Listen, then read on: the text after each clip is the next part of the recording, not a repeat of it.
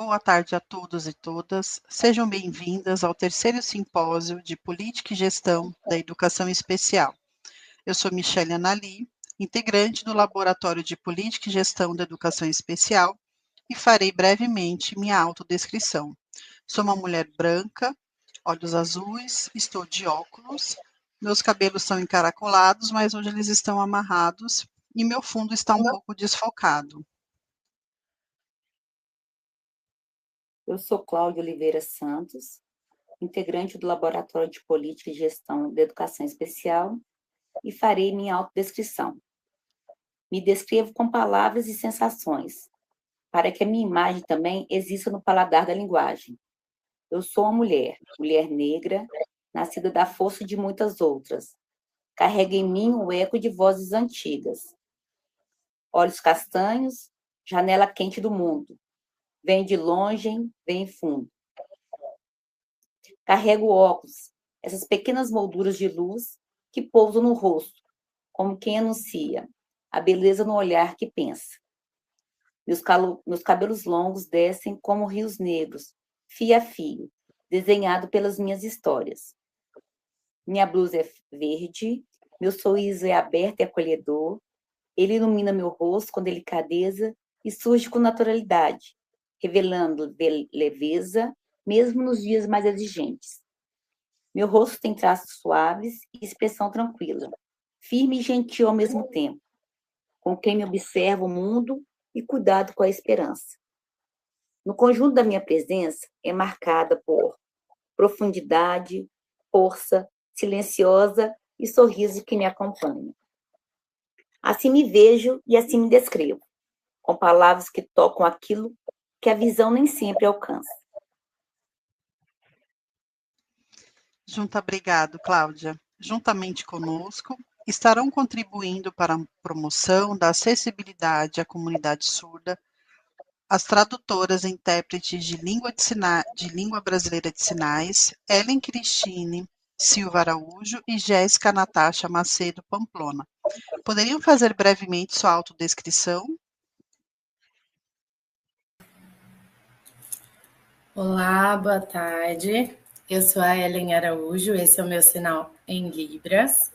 Eu sou uma mulher branca, de cabelos castanhos, mais azuis também. Eu tenho os cabelos médios, estou utilizando uma camiseta preta, de manga curta, sento numa cadeira preta. No meu lado direito tem uma mesinha, um fundo cinza e eu utilizo um fone headset. A Jéssica ainda não está na sala, aí podemos fazer a descrição dela ao final, mas nós vamos nos alternar durante toda a apresentação. A terceira edição do Simpósio de Política e Gestão e Educação Especial tem como tema políticas e práticas inovadoras em educação especial, e com os objetivos: o primeiro, fomentar discussões e o compartilhamento de conhecimento sobre as políticas e a gestão da educação especial em âmbito nacional. Segundo, promover a interlocução entre profissionais e pesquisadores da área da educação, em articulação com os profissionais da educação básica e os movimentos sociais das pessoas com deficiência. Terceiro, publicizar as pesquisas e a produção científica do Laboratório de Política e Gestão da Educação Especial, do Instituto Federal de Educação, Ciência e Tecnologia de São Paulo.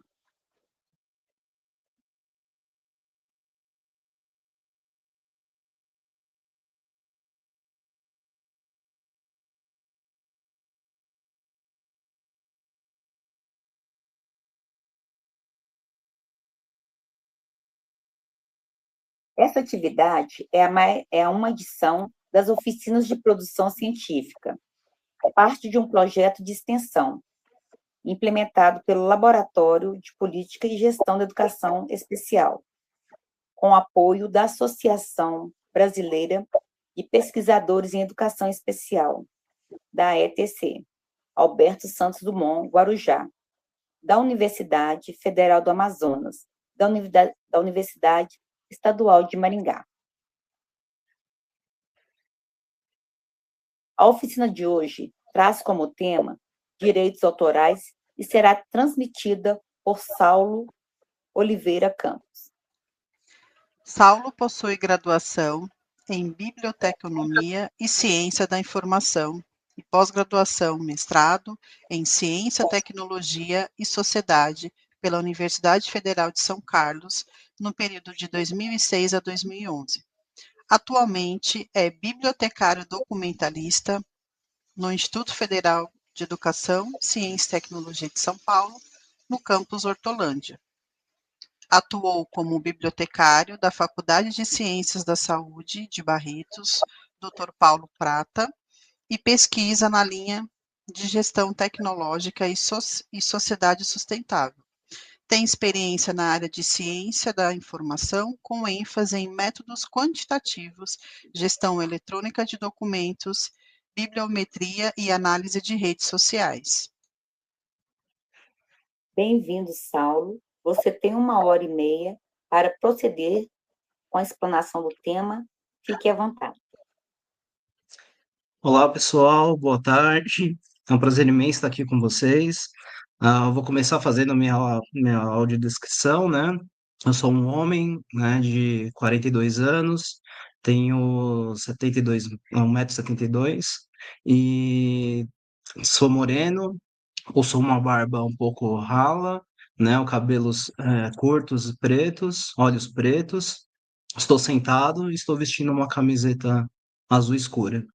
É um prazer imenso estar aqui com vocês hoje, né, para poder falar sobre os direitos autorais na ciência, né, o convite da organização, né, então eu preparei aqui com muito carinho essa apresentação e espero, né, tirar um pouco das dúvidas aí sobre o tema, né, que geralmente aparece ou que as pessoas que vão fazer a pesquisa acabam se deparando, né, a gente começa a pesquisar e começa a aparecer esse monte de assunto falando, né, sobre direito autoral, né, o que eu posso, o que eu não posso, o que está dentro da lei, o que não está, né, é um tema que pega muita gente aí de surpresa durante a pesquisa, então é legal a gente falar, né, um pouco aí durante essa 1h30 aí, colocar os termos na mesa, né, a gente vê, né, um pouco mais sobre o assunto e aprofundar o debate, né, colocando aí para vocês um respaldo na hora da pesquisa, né? Então, como o pessoal me apresentou, né, sou atualmente bibliotecário do Instituto Federal, sou formado em biblioteconomia na UFSCar, né, e também fiz o mestrado na UFSCar, né, então toda a minha formação ali é voltada na UFSCar e já atuo há quase 15 anos, né, direto com bibliotecas, né, e muitas das vezes a gente se depara com dúvidas de alunos, né, sobre o tema que a gente vai falar sobre hoje, tá? Ah, então, para iniciar, né, eu passo aqui para vocês uma pauta, né, do que a gente vai aprender hoje, né, então a gente tem ali uma linha, né, então o que a gente vai desenvolver hoje, né, a gente vai saber ali, né, o que é e como, quando surgiu o direito autoral, uma básica a gente tem para a gente entender, né, da onde que vem, né, o que é, né, a gente entendeu como que se desenvolveu a questão legal até agora, né, a lei brasileira e as consequências, né, de não se cumprir, né, então o que que acontece quando a gente tem uma lei e a gente não cumpre ela. Depois a gente tem uma breve reflexão sobre liberdade acadêmica e o direito autoral, né, porque entra em um determinado momento ali as duas situações, então a gente precisa entender, né, o que são as licenças Creative Commons, o que é o domínio público, como fazer as citações e algumas novidades que eu trago para vocês, né, no final da apresentação, que é para ajudar justamente a gente a entender e não derrapar no assunto, tá? Então, para a gente iniciar, né, a gente vem com a dúvida, o que são direitos autorais, né? Então, muitas das pessoas acabam se deparando, né, como eu falei no começo ali, durante a pesquisa, ou nunca teve contato com isso, né, e acaba tendo essa surpresa de tentar entender o que são os direitos autorais, né? Então, eu trago para vocês aqui uma definição, né, do ECAD, né, que foi extraída diretamente do site do ECAD, que é o Escritório Central de Arrecadação e Distribuição, né, um órgão que faz todo esse monitoramento, né, sobre os direitos autorais, principalmente, né, a gente vai ouvir falar dele, né, quando a gente está falando de músicas, né, de autores, assim, a gente tem, né, esse órgão atuando bastante, fazendo o recolhimento, né, dos direitos dos autores, e eles trazem a seguinte definição no site deles, ó. Direito autoral é um conjunto de prerrogativas conferidas por lei à pessoa física ou jurídica criadora da obra intelectual, para que ela possa gozar dos benefícios materiais e patrimoniais resultantes da exploração de suas criações, tais como textos, livros, pinturas, esculturas, músicas, fotografias, etc. Em síntese, o que essa definição nos traz? Essa definição, ela mostra que para toda pessoa que cria algo, que tem ali, né, a propriedade intelectual na criação de um material, ela tem uma série de benefícios, de prerrogativas, né? Ela tem uma série de direitos, né, que estão atreladas a essa produção, né? Então, a lei especifica que essa pessoa, né, por pessoa física ou jurídica, ela tem esse direito de gozar ali dos benefícios, né? Ela tem o direito de explorar aquela ideia, né, e ser responsável por ser acreditada por ela, né? Então, a lei de direito autoral, sinteticamente, assim, já apresenta isso para a gente. Todo mundo que cria alguma coisa, registra isso, deixa isso registrado, né, como algo seu, ela tem esses direitos assegurados por uma lei, né? Então, a lei de direito autoral, ela se baseia justamente nisso, né? Trazer a garantia para essas pessoas que estão criando algum bem intelectual, né? E que esteja registrado, ela assegura bem esses direitos para essas pessoas. E aí eu trago para vocês ali um pouco do histórico sobre o direito autoral, né? Então, eu fiz um levantamento, né, sobre a história, né, de quando começou a surgir o direito autoral, quando se começou a falar sobre o direito autoral, e aí a gente tem ali que o início de tudo que está registrado, quando a gente começa a ter uma primeira defesa, né, sobre os direitos daquela pessoa que produz, né, algo, uma propriedade intelectual, começa ali em 1710, né, com o Estatuto da Rainha Ana, lá no Reino Unido, né, que ela começa a descrever o que seriam os direitos das pessoas que produzem livros, né? Então, quais são os direitos dos autores e dos livreiros, né? Então, somente em 1710 é que a gente começa a ter um pensamento, né, sobre uma proteção aí para as pessoas que estão criando, no caso aí, os livros, né, e os livreiros que estão reproduzindo esses livros. E aí a gente começa a se questionar, mas por que, né, a gente tem somente nisso, né? Qual que era o pensamento que se tinha antes, né, de 1710, né? Pelo menos ali no Reino Unido, né? A gente tinha que toda produção intelectual, tudo que as pessoas criavam, né, era algo para a sociedade, né? Então você criava aquilo em benefício da sociedade, né? Então, somente lá em 1710 é que a gente começa a pensar, né, nos direitos da pessoa que cria e tentar remunerar ela, ou tentar trazer algum benefício para aquela pessoa que está criando aquela propriedade intelectual, né, fazendo por meio de um pagamento ou garantindo uma exclusividade para ela, né, dos decorrentes daquela produção, né? No Brasil, né, eu destaquei aqui de verde na apresentação, né, são os pontinhos que são destaque. A gente tem uma primeira citação ali, o que seria, né, a proteção de direitos autorais, em 1827. Então, quase 117 anos, 110 anos, né, de quando teve esse primeiro estatuto lá no Reino Unido. No Brasil, a gente começou a ter também, né, as pessoas começarem a falar sobre isso, mas começaram a falar de uma maneira muito particular, né, porque esse momento aí se dá, né, em 1827, se dá com a criação das primeiras faculdades de direito, né, e aí você começa a pensar nas pessoas que vão produzir, né, os livros de direito, né, os acórdãos, né, então eles começam a proteger especificamente essas pessoas. Então, no Brasil, a gente não tem algo muito genérico, a gente tem algo muito particular, né? E aí a gente vem passando, né, da Convenção de Berna, onde começa a se discutir, né, os padrões mínimos internacionais para proteção do direito autoral, aí já pensando em algo bem maior, né? Depois a gente vai para 1952, né, com a Convenção Universal dos Direitos do Autor. Então vocês veem que assim, até ali 1950, o que está sendo perguntado, falado, que é motivado as discussões sobre a questão do direito autoral se baseiam muito ainda na questão da publicação dos livros, né?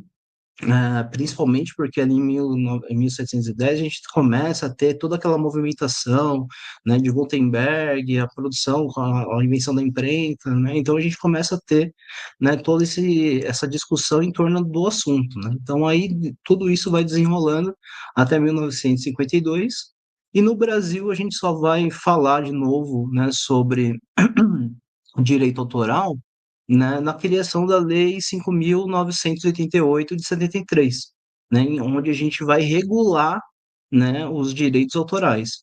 Né? Essa lei aí é o que vai servir de inspiração lá em 1988, na Constituição Federal, para a gente ter uma citação sobre os direitos autorais.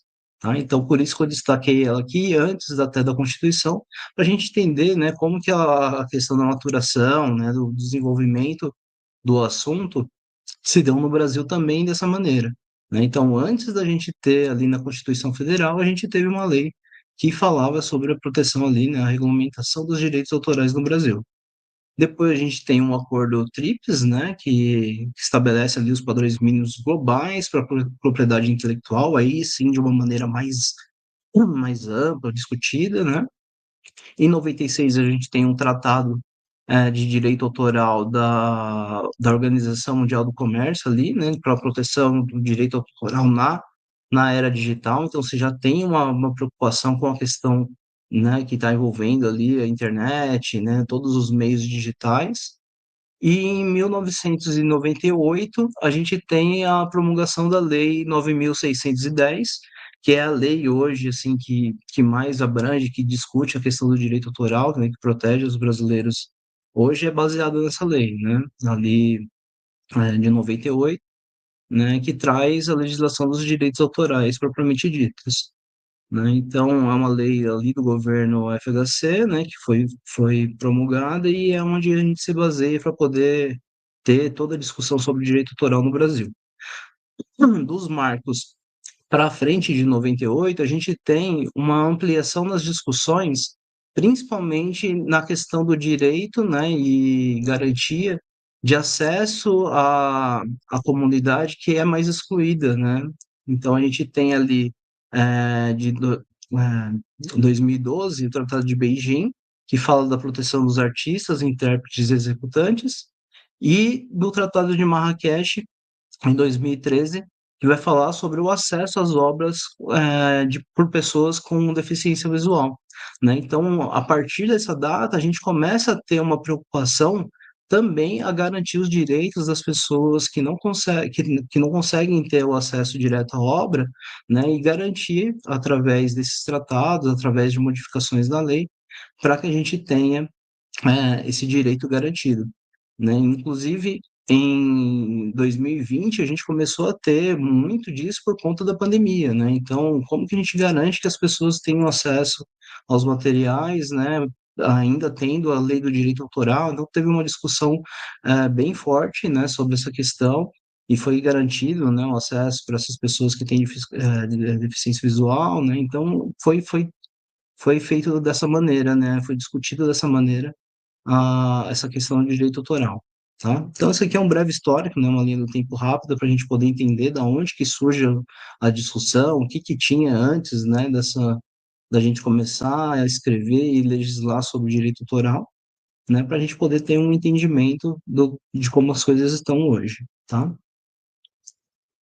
E o que diz a lei brasileira, né? Então, como eu falei para vocês, a Lei 9.610, né, de 19 de fevereiro de 98, ela traz ali no seu artigo 7º, dito assim, que as obras intelectuais são criações do espírito expressas por qualquer meio ou fixadas em qualquer suporte, tangível ou intangível, conhecido ou que se invente no futuro.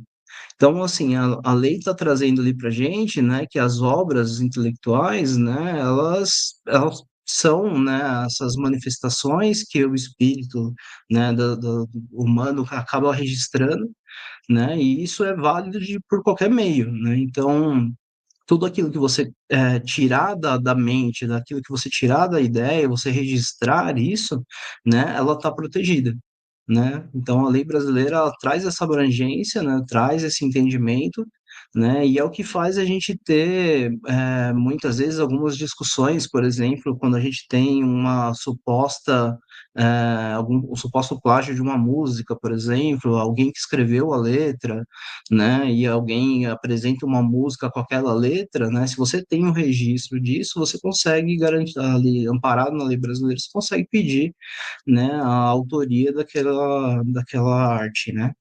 Então, a lei brasileira ela nos garante por esse princípio, né, você pode registrar isso, né, e desde que esteja registrado, desde que seja datado, você consegue o registro da autoria, né? Mesmo depois que uma música tenha sido, por exemplo, muito famosa, você consegue mostrar lá que foi você que fez aquilo, você consegue ter os direitos sobre aquela obra, tá?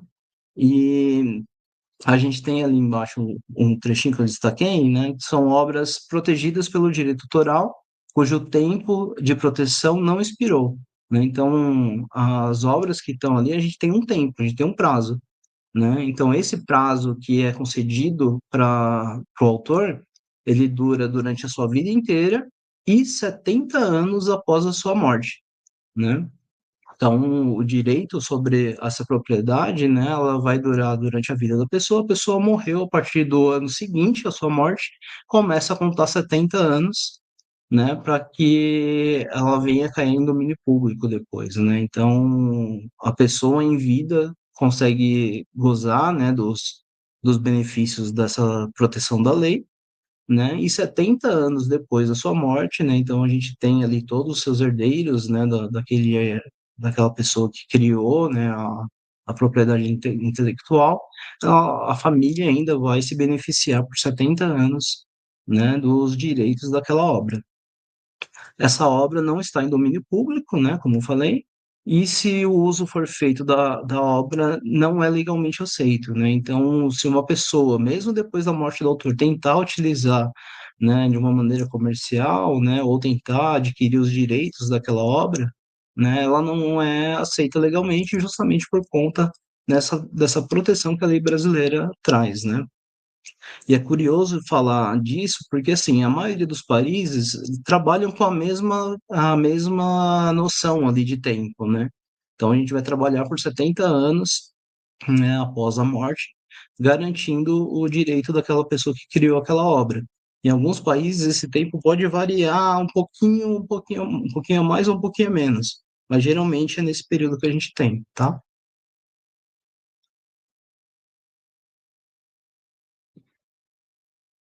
E quais são as consequências do não cumprimento da lei?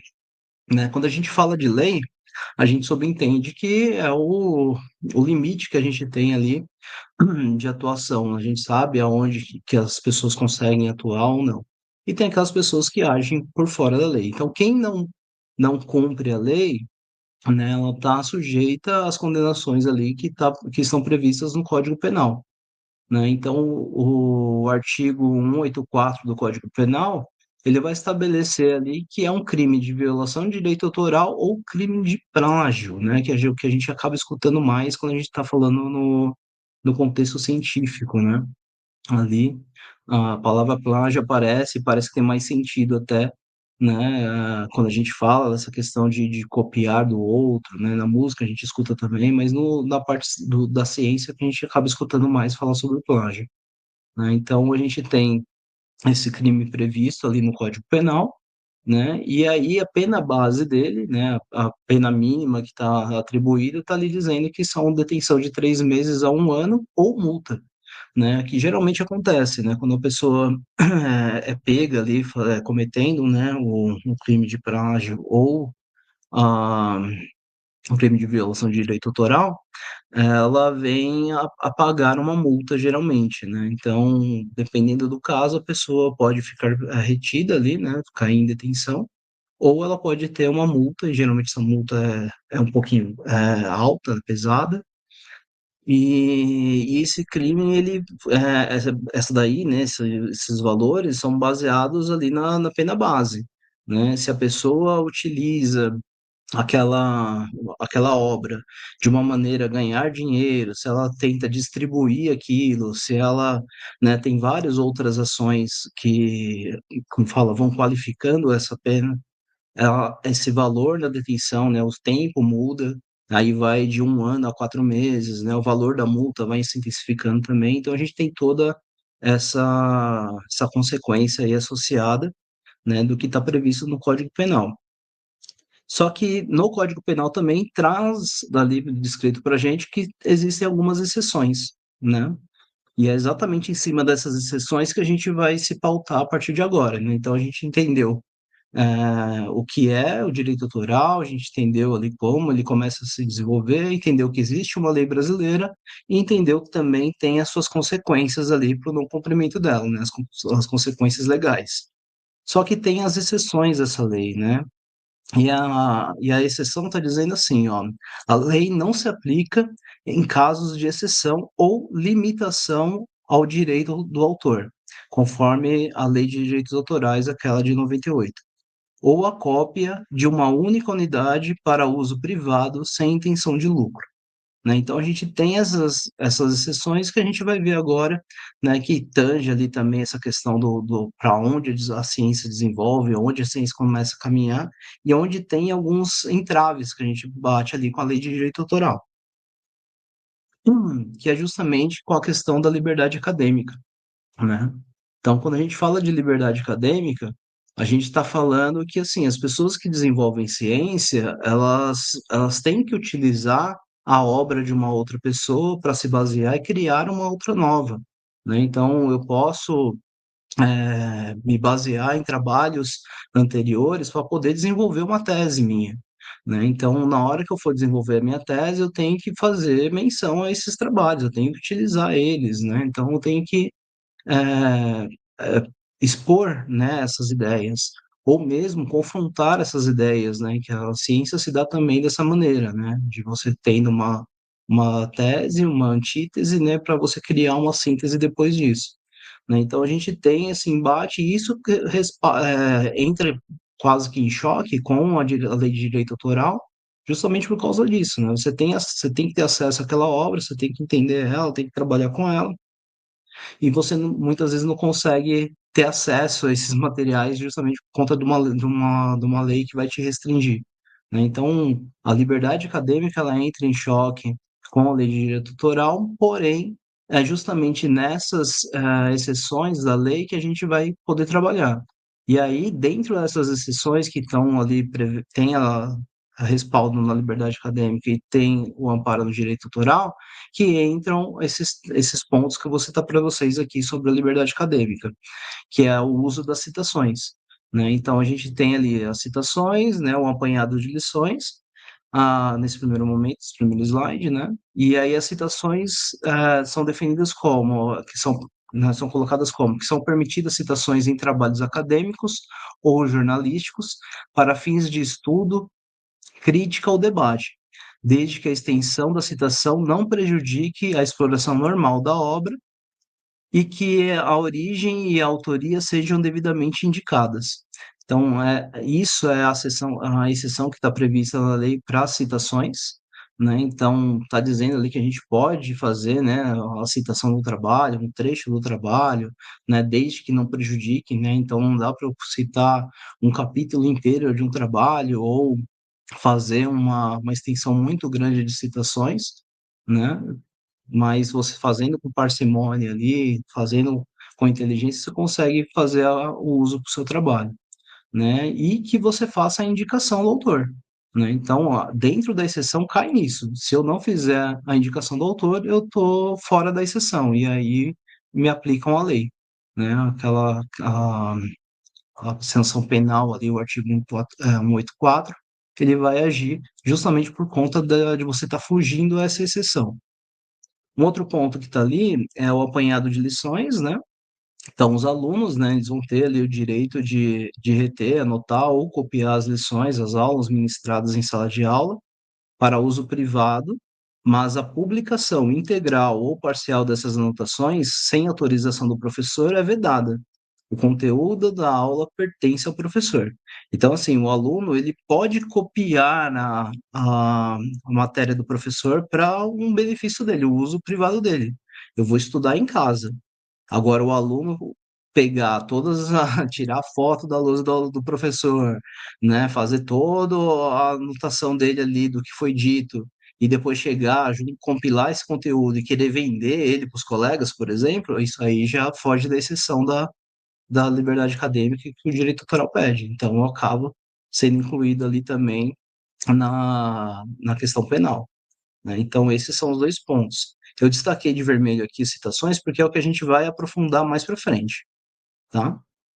Aí, os outros pontos ainda das exceções, a reprodução parcial, né? Então, reprodução parcial de obras para uso em locais públicos ou privados com finalidade exclusivamente educativa e sem o intuito de lucro é permitida, desde que não seja a essência da nova obra e não cause prejuízo injustificado aos interesses do legítimo autor. Então, você fazer o uso de reprodução parcial, né, de uma obra bem pequena, uma exposição rápida, e que você não esteja, né, com o intuito de lucro, né, de uma maneira só educativa, você consegue fazer o uso desse material, né? A lei te permite que você faça, né, essa exposição, né? Então, você fazer uma chamada de um livro, fazer uma coisa, você vai pedir autorização ainda assim, né, e para mostrar, né, que você não vai trazer um prejuízo, né, ao autor, né? Mas você pode fazer essa exposição, né? Então, tendo ali a autorização do autor, né? Que é o interesse dele que o livro seja vendido, você vai poder fazer a exposição dele, né? Então, uma reprodução parcial daquilo para poder mostrar o trabalho dele, tá?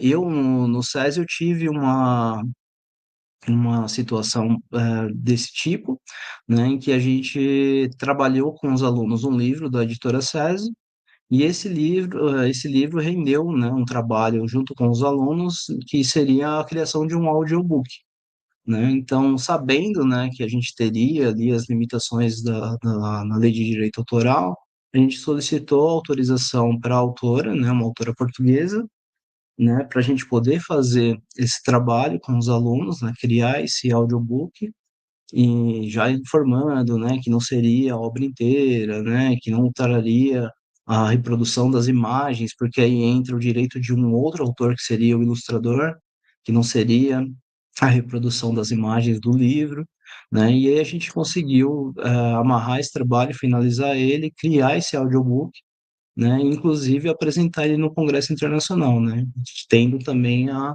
autorização da autora e da editora para a gente poder fazer esse trabalho, né? Então, entra nessa parte aqui da reprodução parcial. A gente não fez a leitura do livro inteiro, a gente fez uma leitura parcial do livro, até na ideia, né, de quem trabalha com biblioteca, de incentivar, né, de colocar o gosto da leitura, né, o interesse, né, a curiosidade por saber mais sobre a obra, né, e com isso incentivar os alunos a ir pegar na biblioteca ou comprarem um livro. Então, a criação desse audiobook foi trabalhando, né, a leitura dos alunos, mas também essa ideia de incentivar a leitura, né?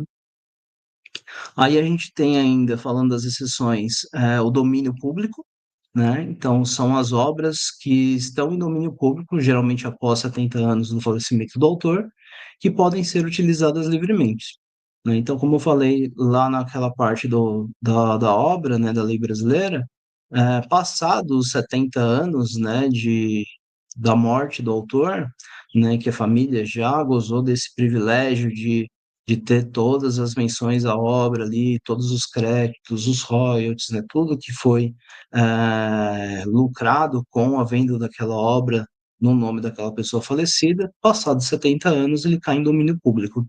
Aí volta aquela ideia antiga, de que agora é um benefício da sociedade, né? Você tirou o proveito daquela obra, agora ele cai em domínio público para que toda a humanidade possa usufruir dele. Então, quando isso acontece, a gente chama de domínio público, tá? Também está destacada porque eu vou falar mais um pouquinho mais lá na frente. E a gente tem as licenças abertas. As licenças abertas, né, é uma espécie de concessão, né, que é dada para aquela obra, uma obra, né? Então a gente tem ali a definição, né? Os autores, especialmente no meio acadêmico, podem optar por licenças voluntárias, como as Creative Commons, que flexibilizam as formas de compartilhamento e uso de suas obras, né? Então, são concessões que são dadas, né, para o uso daquela obra, né, sem ter como fala? Sem ter ela vai abrir uma exceção à lei para que as pessoas possam utilizar aquele material, né?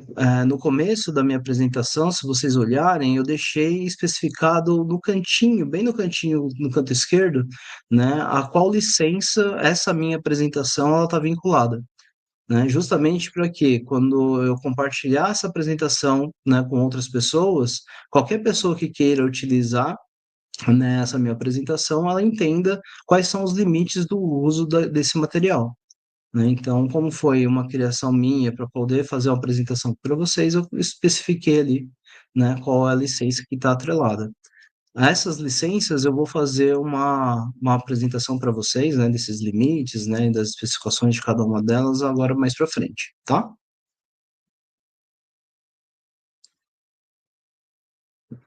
Ó, foi. Então, falando das licenças de Creative Commons, né, as licenças abertas ali de Creative Commons. O que é essas Creative Commons, né? Então, a Creative Commons é uma organização, né, que ela não tem interesse ali de arrecadar nada, mas só uma ideia de organizar, né? Então, ela vai permitir o compartilhamento, né, e o uso de obras por meio de licenças que são ferramentas jurídicas que criadores e outros detentores de direitos podem utilizar para oferecer determinados direitos de uso ao público. Então, é uma organização que ela vai meio que ordenar, meio que categorizar e ajudar os autores, né, a mostrar quais são o uso, né, que tipo de uso que essas obras vão poder ter, né, que eles estão cedendo, quais os direitos eles estão cedendo e o que você vai poder utilizar e fazer com elas. E aí eles colocam ali 7 tipos de licenças, né, que a gente pode estar utilizando para poder classificar a nossa obra. E aí eu trouxe aqui embaixo, né, a primeira delas, que é aquela que é mais, que deixa mais aberto, né, o uso de uma determinada obra, né? Então, muitas vezes eu criei um desenho ou fiz um gibi, né, escrevi um gibi, e aí eu quero que todo mundo tenha acesso a ele. Eu estou abrindo mão completamente dos meus direitos, então eu vou colocar lá essa licença, que a gente costuma chamar de CC0, né, que tem esse código dessa imagem, que diz que você pode copiar e redistribuir, remixar, né? Você pode juntar com outras ideias, com outras produções, transformar, pegar partes dessa minha produção e criar algo em cima, algo novo, e construir sobre, né? Que eu posso pegar somente aquela parte e desenvolver algo completamente novo. Eu posso usar materiais para fins comerciais, né? Então, por mais que eu crie um gibi, alguém pode criar uma variação dele e tentar vender ele, né? Então, quando eu atribuo essa licença, eu estou dizendo que a pessoa pode comercializar o que ele for criar, ou inclusive até vender aquele meu próprio gibi sem fazer mudança nenhuma e ele lucrar com isso, porque eu abri mão dos meus direitos, tá? Não precisa dar o crédito, né? Quando a gente coloca o CC0, eu estou colocando como minha obra estivesse em domínio público, né? Então, não precisa citar que eu sou autor, nada. Você pode reproduzir, você pode modificar, você pode fazer o que você quiser com aquele material que eu criei, que as pessoas vão poder até, inclusive, tirar algum lucro em cima dele, né? Então, essa licença CC0 é a mais ampla que a gente tem, né? A gente concede todo o direito para que a pessoa que for ter acesso ao conteúdo que eu criei, eles terem liberdade para poder mexer, trabalhar, né? Criar outros materiais.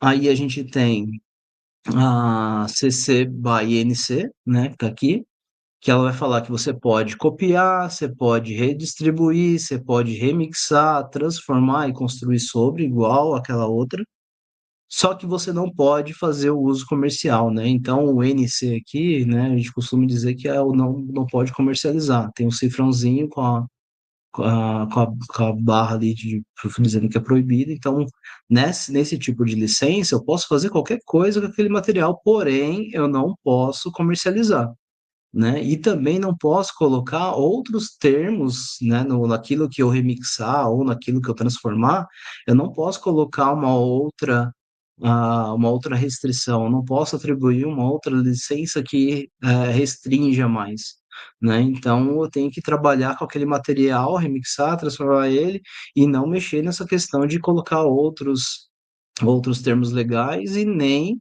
né, colocar ali o material para vender, tá? E além disso, eu tenho que dar os créditos, né? O buy ali é justamente dizer quem foi que criou, né? Então você pode pegar a minha revistinha de quadrinhos lá, né? Você pode modificar tudo ela, pode criar coisas novas em cima, só que lá no finalzinho você vai ter que dizer que foi o Saulo que produziu, né? Você não vai poder vender, mas você vai ter que dizer que foi o Saulo que produziu, né? Então, essa CC BY NC é justamente isso, né? Você tem que citar quem é a pessoa que fez antes e você não pode comercializar. CC BY NC. Depois a gente tem só a CC BY.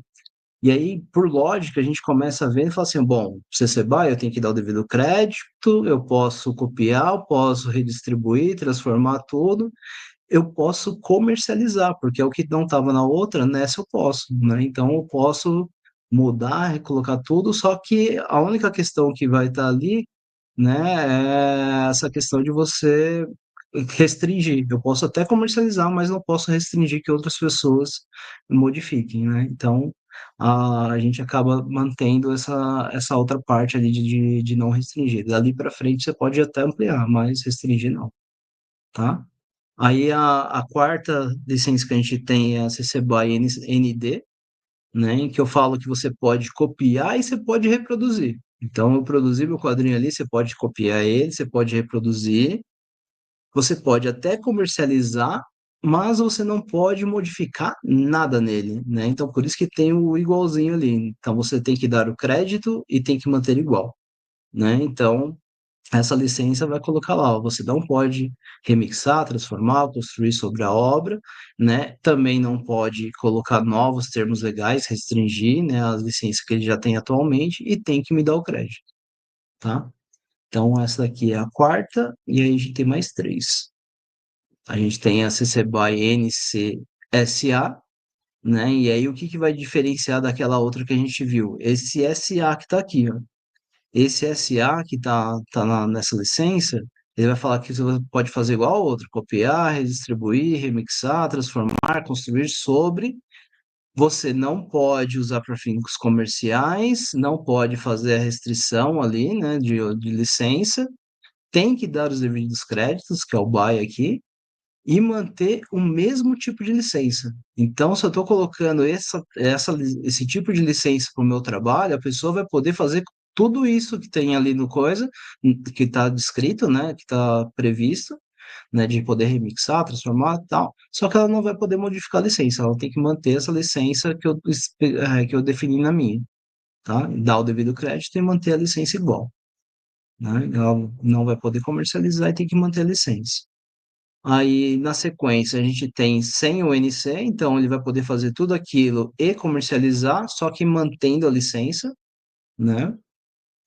E a última que a gente tem aqui é o CC BY NC ND, né? Que então já está dizendo que tem que dar o devido crédito, não pode comercializar e tem que manter igual, né? Então, se a gente puder fazer a leitura, né, dos ícones aqui, a gente entendendo a lógica, fica mais fácil. A gente bater o olho e já sei, isso aqui eu não posso copiar, isso aqui eu não posso vender. Olha, isso aqui eu tenho que manter a mesma licença, né, que o autor original colocou. Se não é o meu intuito, eu já nem uso aquele material.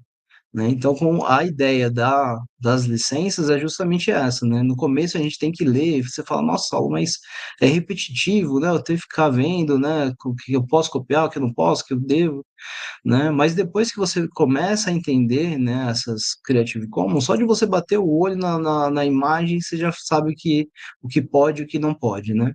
Não tem o cifrão aqui com tracinho, eu posso comercializar, né? Tem o SA, eu tenho que manter a mesma licença, né? Tem o BY aqui, eu tenho que indicar quem é a pessoa que criou, né? Tem o igual, eu tenho que manter igual, não posso mudar nada, né? Então a gente começa a entender quais são esses tipos de licenças para a gente poder utilizar.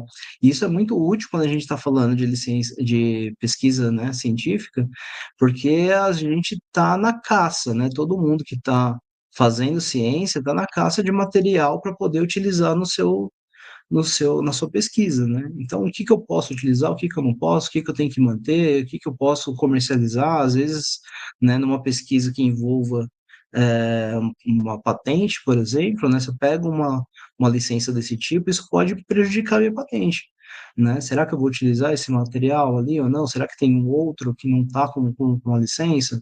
Né? Então, você tem que começar a bolar suas estratégias ali para poder dar seguimento na sua pesquisa.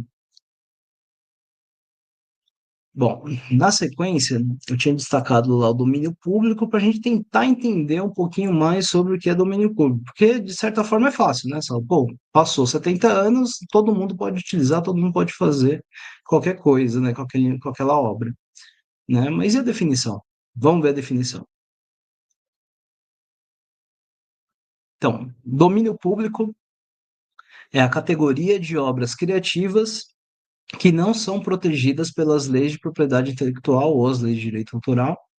Como essas obras não podem ser propriedade de ninguém, elas são livres para qualquer pessoa usar, adaptar, reproduzir ou distribuir para fins comerciais ou e não comerciais. Não? Então, essa definição é uma definição que eu trouxe aqui para vocês, né, desse volume 2024, que está associada também a essa publicação, e essa publicação aqui é curiosa, eu trouxe a imagem dela para justamente para a gente começar a pensar, tá, se eu tenho uma série de obras que estão com propriedade intelectual ali ou dentro da lei de direito autoral, de certa forma, se eu começar a analisar, eu sei mais ou menos o que que vai cair em domínio público fazendo as contas ali, né? Fulano morreu tal dia, né? Ó, depois de 70 anos a gente consegue utilizar aquele material dele. E vocês conseguem perceber isso de uma maneira muito forte hoje em dia. Por exemplo, o ano passado, ou foi o ano retrasado, agora eu não estou me lembrando muito bem, mas a gente teve as obras do George Orwell caindo em domínio público. Então, a gente teve um monte de editora fazendo relançamentos de 1984, A Revolução dos Bichos, com diversas capas, capas bonitas, outras aquelas publicações um pouco mais baratas, né, para você poder vender e ganhar em escala, né? Tudo isso por quê? Porque você não vai precisar mais pagar, né, para a família do George Orwell, né, para fazer uma publicação. Você não vai ter que pedir autorização para a família para poder usar aquela obra. Agora você pode utilizar. Caiu em domínio público, todo mundo vai correr atrás para poder lucrar um pouquinho em cima da obra daquele autor. Né? Então, existe uma expectativa, né, e é o que essa publicação traz para a gente, é justamente disso, né? Ano a ano, se vocês olharem aqui, ó, 2022, a gente tem que caiu em domínio público o Ursinho Puff, né? Então, o desenho do Ursinho Puff caiu em domínio público em 2022. Caindo em domínio público em 2022, se eu não me engano, logo em seguida a gente teve a criação de um filme de terror com o Ursinho Puff. Ué, a pessoa, quando estava antes de 2022, ela não poderia lançar um filme de terror do Ursinho Puff, Mas depois que caiu em domínio público, né, você já não tem, você pode modificar, você pode fazer, você pode utilizar aquele, até o nome, né, Ursinho Puff, você pode utilizar e criar algo novo, né? Então, a partir de 2022, a gente tem ali a publicação de um filme de terror com o Ursinho Puff, que está completamente dissociado, né, daquela figura fofinha que a gente via no desenho, né? Mas está em domínio público, então as pessoas podem utilizar, né? Então a gente tem ali aqui na rota, né, dessa imagem, ele está dizendo ali que em 2024 caiu em domínio público o Mickey e a Minnie. Só que aí que tem uma pegadinha, né? Quando a gente fala de Disney, Disney, da Marvel, né? A gente tem uma série de poréns, né? Com essa questão de domínio público. Eles sabem que o direito autoral sobre aquele desenho deles é muito valioso, né? Então, a Disney faz, né, essas grandes empresas, elas vão fazendo uma jogada de fazer uma pequena modificação e cria-se um novo registro, né? Então, você vai fazendo isso constantemente, né? Então, a Disney aqui, nesse caso, liberou o uso, né, em 2024, desse desenho específico aqui do Mickey e da Minnie, né? Então, aquele desenho em preto e branco, né? Com aqueles traços mais simples. Então, esse está em domínio público. Este ano cai o do Popeye, né? Então, provavelmente a gente vai ver algumas produções daqui até o final do ano, né? Ou começo de 2026, com produções, né? Filmes, desenhos novos ali com o Popeye, né? Nesse estilinho aqui. Em 2026 vai ser a Betty Boop, depois a gente tem e o Pluto, né? Tá aqui junto o Pluto. Depois a gente vai ter o Pateta aqui em 2028, e aí mais para frente, aqui os mais aguardados, a gente vai ter o King Kong em 2029, o Pato Donald, né, a Branca de Neve e os Sete Anões em 2032, Superman, aquela primeira versão dele em 2034, o Batman em 2035, Capitão América, né? Então a gente tem aí o Bambi, tá aqui por último, e o Mickey, eles estão falando justamente sobre isso, né? Esse Mickey que a gente conhece, que é o mais famoso, ele não cai em domínio público juntamente com o outro, porque ele teve uma série de modificações, né? O desenho dele mudou, o traço dele mudou, né? A gente tem todas as modificações devidamente registradas e o pedido, né, de autoria registrado, né? Então, vai demorar muito mais tempo para a gente ter acesso a esse Mickey, tá? Então, a ideia de domínio público é justamente essa. E aí a gente tem, quando a gente fala de domínio público, a gente tem uma biblioteca, né, um portal, né, de domínio público, que é uma biblioteca digital, que é mantida pelo governo brasileiro, né, então o Ministério da Educação é que mantém essa base de dados, essa biblioteca digital, em que ela reúne, né, todo aquele material que está em domínio público para a gente poder utilizar, né, materiais aqui do Brasil que a gente pode utilizar, né, então para quem está fazendo pesquisa, essa daqui é uma ótima fonte, né, em que vocês vão entrar, vão procurar e vocês vão poder utilizar o material que está ali para poder colocar no seu trabalho, fazer uma citação, criar algo novo. Então, nesse site, o portal do domínio público, a gente consegue ter acesso a essas obras, né? Então, a gente vai ter ali um sistema de busca, onde vocês vão poder escolher qual tipo de mídia, qual categoria, né? Fazer uma busca por autor, por título, né? O idioma, e aí você consegue ter acesso a esse material que está em domínio público, né? Então, uma ótima fonte de, de informação, né? Para a gente que está querendo fugir dessas questões de direito autoral, né? E já pegar aquilo que está em domínio público, que não tem dor de cabeça na hora de a gente fazer. Então, esse portal aqui, ele é gratuito, né? Então, ele traz informações de forma livre e gratuita, todo mundo pode entrar, acessar e utilizar esse material, né? Então, tem ali obras literárias, artísticas, científicas, né? Tem mais de 48 milhões de downloads, né? Até a data que eu consultei aqui. E aí eu trago aqui para vocês o acesso ao portal do domínio público, tem o logo do Google e a gente tem também o logo do YouTube. Porque a gente falou das licenças, né? Só que aqui a gente consegue buscar, né, utilizando o YouTube e o Google, para a gente poder filtrar aquele material que não tem, que está com a licença de Creative Commons, por exemplo, que é algo que a gente pode utilizar, né? Já que a gente está falando de um portal, por que a gente não utilizar os maiores portais aqui, né, os maiores buscadores de texto e de vídeo para a gente poder encontrar as coisas no nosso trabalho. Então, eu vou mostrar aqui primeiramente para vocês o portal do domínio público. Abriu aqui. Você vai pedir uma verificação se eu sou humano. Vamos lá.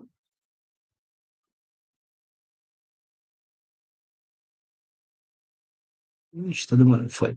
Ó, então, esse aqui é o site do portal do domínio público, né? Que eu falei para vocês que a gente pode escolher, né, qual o tipo de mídia que a gente quer. Se eu quero vídeo, se eu quero texto, se eu quero som, imagem. Inclusive, se eu colocar aqui texto e buscar, deixa eu ver,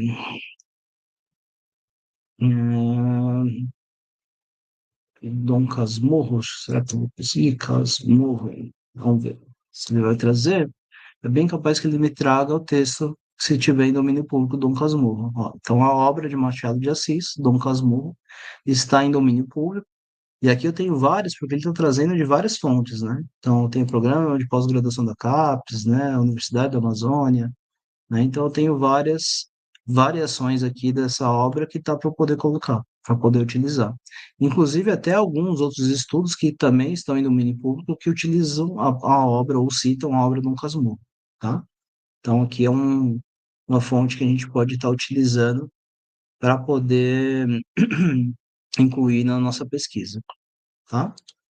E aqui, voltando aqui para a apresentação, eu coloquei o Google para a gente poder identificar. Essa parte aqui é uma parte que nem todo mundo encontra no Google, que é a parte de busca avançada.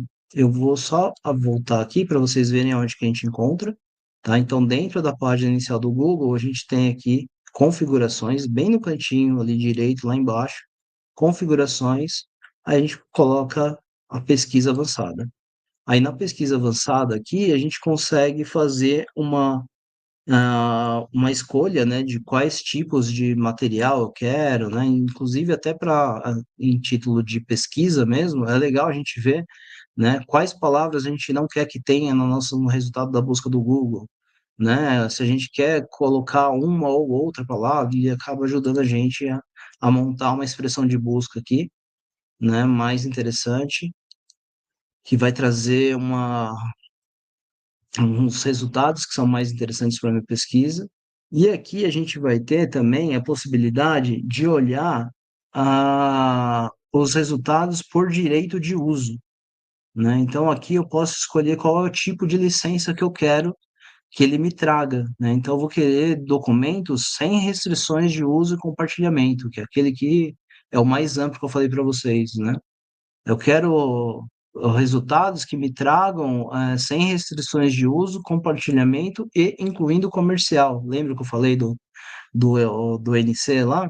Então, aqui ele está trazendo isso. Então, no Google, a gente pode fazer esse tipo de busca, né, e trazer esse tipo de recomendação. Eu quero só sem licença de uso de compartilhamento, incluindo comercial ou que possa ter modificação, né? Então a gente vai poder escolher aqui pelo tipo de licença, né, do Creative Commons, tá? Então na busca avançada do Google a gente pode fazer esse uso também. No YouTube a coisa muda um pouquinho de figura. Deixa eu só tentar abrir aqui para ver. No YouTube eu tenho que fazer uma busca antes. Utilizar o Dom Casmurro de novo. E aqui dentro do YouTube, quando ele me dá os resultados, eu tenho o filtro. Ele não me permite fazer antes, porém, na hora que eu exibo os resultados, ele me dá a possibilidade de filtro.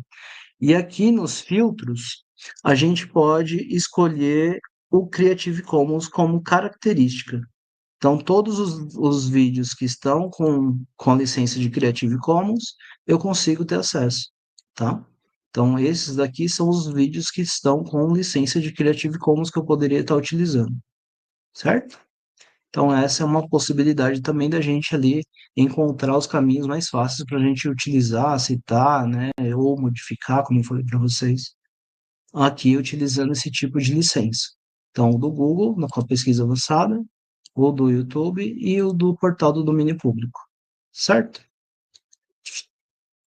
Voltando aqui para a apresentação, a gente tem agora a parte das citações. E é impossível a gente falar de citação sem a gente falar em ABNT. E aí, quando a gente fala em ABNT, né, algumas pessoas arrepia, né? Você fala, nossa, vou ter que procurar as normas da ABNT. O cara já se descabela, fala, pelo amor de Deus, eu não entendo essas coisas, né?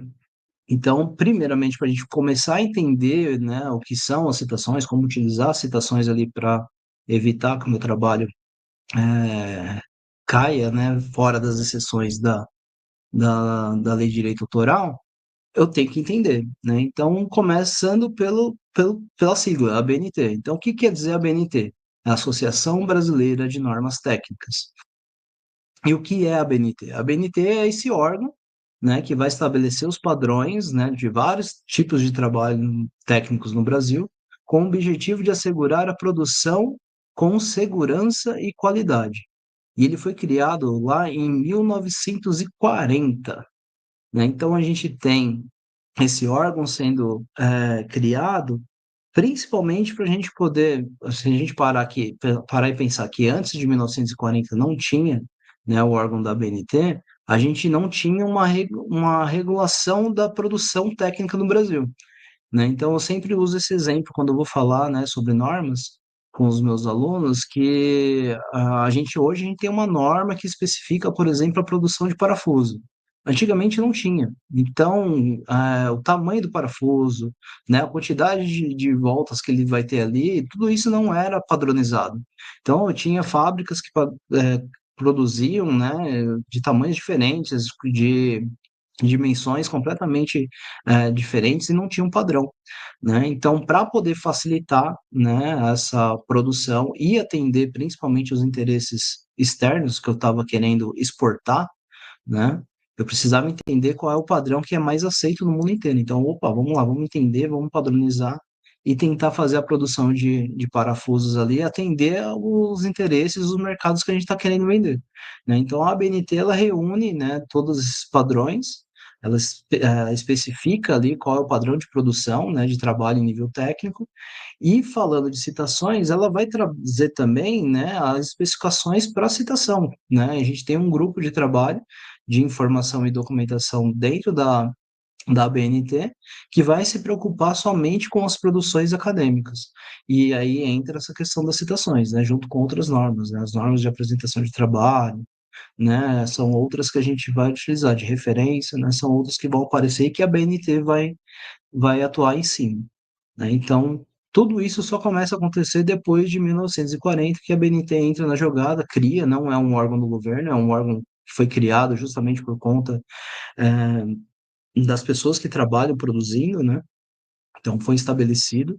E aí esse órgão é que normatiza ali, que diz o que tem que ser feito, o que tem que que não pode ser feito, né, para as pessoas poderem se orientar na hora de fazer essas produções técnicas, né? E a criação dos trabalhos dentro da ciência passam por isso também. A gente precisa ter uma padronização de como eu vou fazer uma citação, de como eu vou fazer uma referência, até para um entendimento básico nosso, né? Então, eu estou citando um autor e eu vou colocar lá pelo apelido dele. Não, como é que eu vou recuperar isso? Será que todo mundo entende, né, que aquele trabalho é daquela pessoa? Não, vamos organizar isso. Eu não posso fazer nem a citação pelo primeiro nome dele e nem pelo apelido, né? Então, vamos colocar ali que vai ser pelo sobrenome. Então, tem todas essas discussões que são feitas, né, nos comitês ali da Associação Brasileira de Normas Técnicas para poder produzir esses documentos. E onde que a gente deveria encontrar ou ter contato, né, com a ABNT, né? Então, como eu falei, nas indústrias, né, onde começa toda a coisa, né, da parte da produção técnica, nas universidades, justamente pela padronização dos trabalhos que são exigidos, né, um rigor de padronização e de qualidade que tem que ser entregue.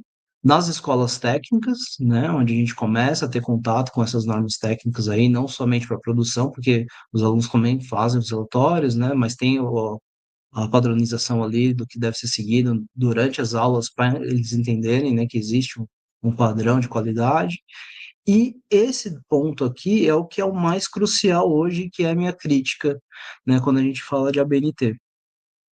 Esse ponto é a escola, né? Então, é uma falha que a gente tem no país inteiro, que os nossos alunos que deveriam ter contato com a parte de padronização da entrega de trabalhos, não têm. E não tem justamente porque muitas vezes não tem uma escola, não tem um bibliotecário para orientar, né? Então, fica difícil você ensinar isso, né, sem um aluno ter passado, por exemplo, a partir do sexto ano, quando eles começam a fazer entrega de trabalhos, né, escritos para os professores, de falar, fulaninho, você tem que ter uma capa aqui no seu trabalho, né? Você está copiando da onde essa informação, né? Porque a gente criou muito assim, né?